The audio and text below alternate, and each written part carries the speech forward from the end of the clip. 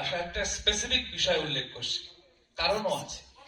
এই যে একাডেমিক চর্চা কবার নাগাতে 1990 সনের পাঁচক, তারপরে ইউনিভার্সিটি প্রতিষ্ঠা, তারপরে পঞ্চানন চর্চার আরো নানান ঠেকা, নানান দিশা, নানান খেয়াও ধরি আমরা টানিবার ধরছি।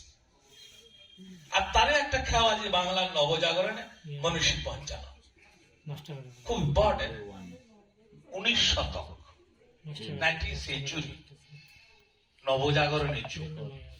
আর নবজাগরণের পিতা রাজা রামমোহন রায়। 19 শতক সংস্কারের যুগ, সামাজিক, সাংস্কৃতিক, বৌদ্ধিক, শৈল্পিক নানান আন্দোলন। আর মুই মনে করো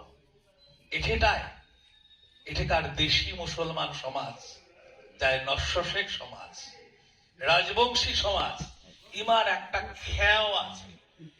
মাঝে মাঝে মানসিলা কয় আমার অধিকারীটাকে পড়ে আসে, ওই 19 শতক। মাঝে মাঝে মানসিলা কয় পাটোয়ারিটা কেমন করে আসে, ওই 19 শতকের খেয়াওত। কিন্তু এগুলা ডোক ডোক করে চিয়া আছে।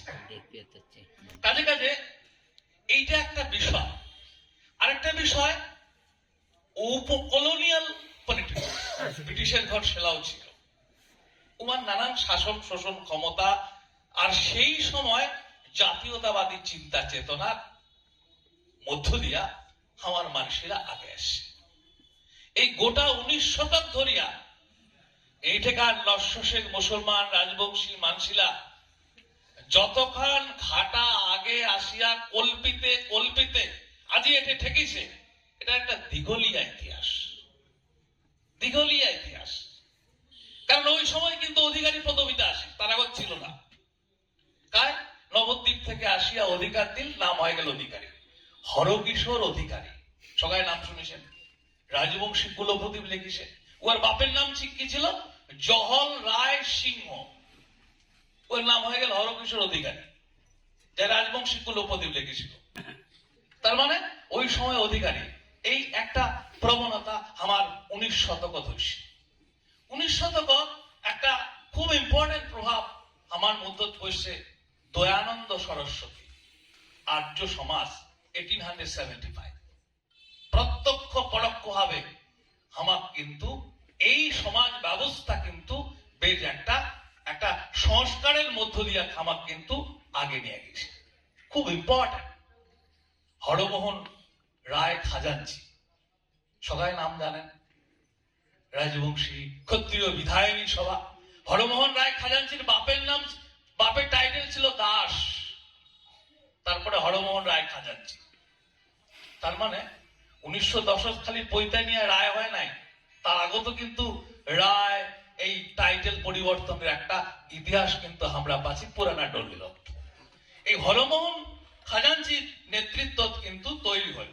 কিন্তু এই হরমোহন খাজাঞ্চি যে সময় আগে আসি, এই সময় বক্তাগণ কয়েক দিছে সংক্ষেপে কবার না গেলে, কাজে কাজে মুইও সংক্ষেপে কয়েকটা বিষয়।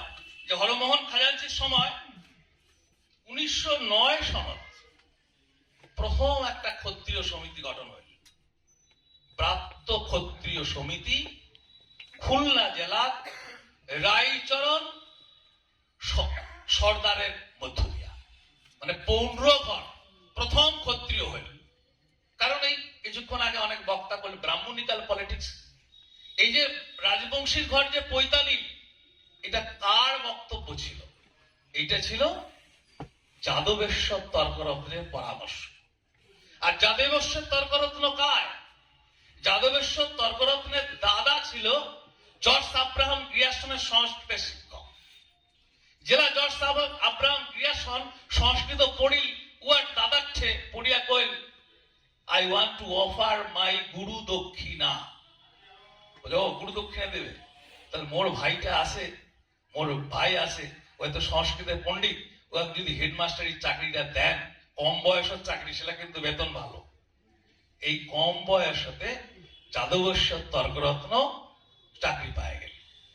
উয়ায় রায় সাহেব পঞ্চানন বর্মার একেবারে নিত্যদিনের সঙ্গী হয়ে গেল। পরবর্তী 1910 সনত একেবারে ঘোরাঘুরি অবস্থা। কাজে এই একটা খুব ইম্পর্টেন্ট সময়